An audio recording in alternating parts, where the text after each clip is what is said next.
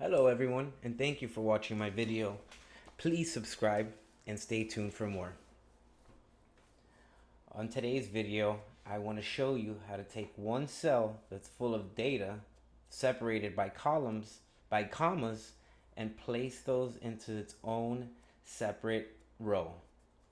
Okay, so for example, I have this cell here listed with all these names, all separated by a comma.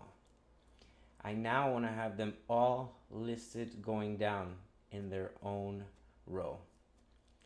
What we're going to do is we're going to click the cell that's full of the data. I'm going to go to the data tab. We'll do text to columns. And for the option here, we're going to pick delimited. That is because of the commas.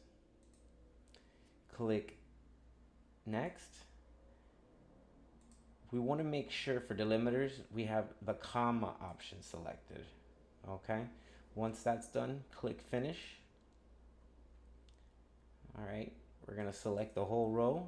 We'll copy, right click on the row below, and click transpose. Now I'll delete my first row, and there you go. Again, thanks for watching and stay tuned for more. Hit the subscribe button.